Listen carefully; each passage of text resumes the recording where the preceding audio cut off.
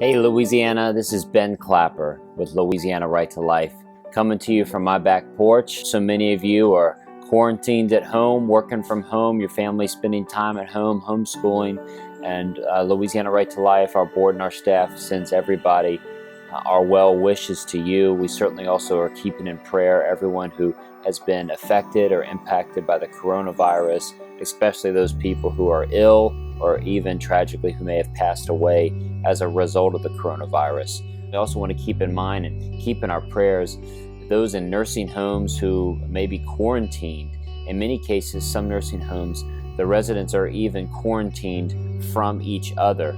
And so there's a lot of loneliness going along in the state right now. And just want to encourage you in any way you can to reach out to a nursing home, send a card, a note, a letter, any way that you can help uplift those people who may be finding themselves in a very difficult situation, in a difficult place in their life.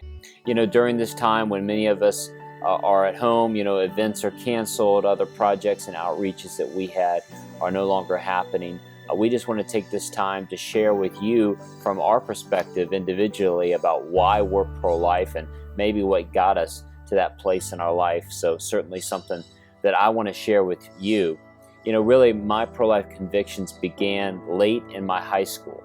That's really when I started to realize that, abortion was a big problem in our nation. It was a big injustice, and something had to be done about this, and people needed to take this seriously and begin to take action. I really began to see that this was a violation of the human rights of a whole set of people who just are yet unborn, not that much different than each of us, just they're not born yet. But why should their rights be any different than any of us just because they're unborn? Two experiences in high school that I want to share about.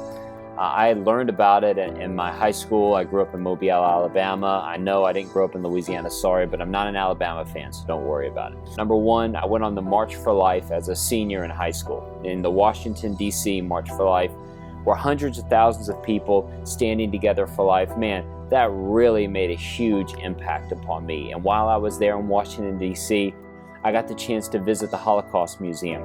And I got to see in the D.C. Holocaust Museum about the examples of what the Nazis did to the Jewish people in the Holocaust and how they murdered over 6 million Jewish people. And it was just a wake-up call for me to say, this is what humans can do to other humans. I thought, if this can happen there, then there can be injustice that happens here, and made the connection that it's happening today in abortion, that this is the injustice of our land, the injustice of our time. And I began to realize, if I'm not going to do something about it, who will? Then as a senior in high school, I also got the chance to go to a birthday party at Chuck E. Cheese. I know, Chuck E. Cheese, right? That doesn't seem to make sense. Why would I be talking about Chuck E. Cheese? Well, in Mobile, Alabama, Chuck E. Cheese is right across the street from the abortion facility. Now, I had never been to the abortion facility to pray outside or anything like that at that time, but I was going to a birthday party for a friend of mine. Yes, he was a senior in high school as well. I'm not going to say his name on here to protect his safety.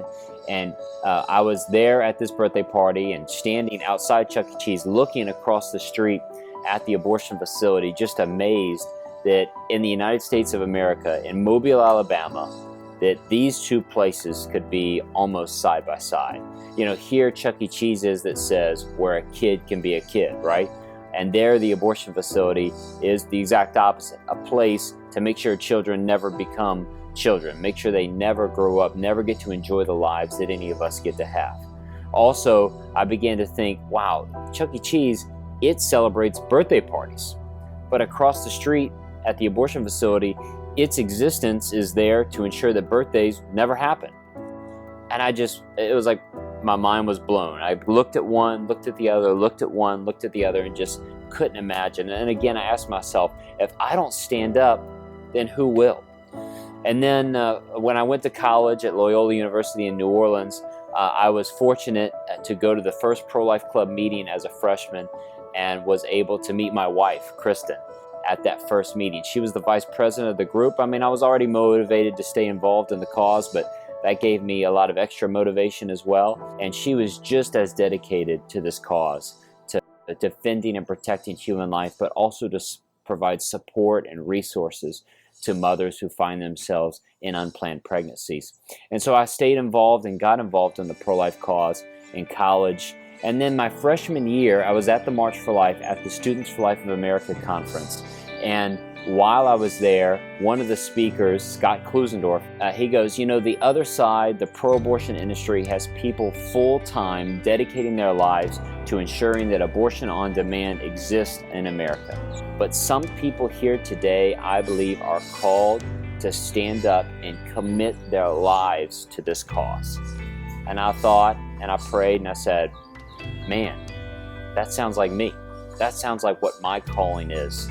And from that day on, I really began to commit myself more and more to the pro-life movement. My wife and I committed ourselves, and Kristen and I really took on the pro-life movement as our mantle, as our main commitment and task. Certainly life has changed since then. We have 4 daughters and live in Mandeville, Louisiana, and I'm the director of Louisiana Right to Life. But our commitment, though our state of life has changed, our commitment together and our family's commitment to defend and protect human life and to support mothers, so that one day we pray and we hope that not only will abortion be illegal, but it'll be unthinkable in our age and in our day, because every baby would be welcomed with love and protected by law in our nation and in our state of Louisiana. So that's a little bit about me, about our family. I hope you've enjoyed. If you'd like to share about why you're pro-life, feel free to post your video on our Louisiana Right to Life social media pages. Thank you. Have a great day.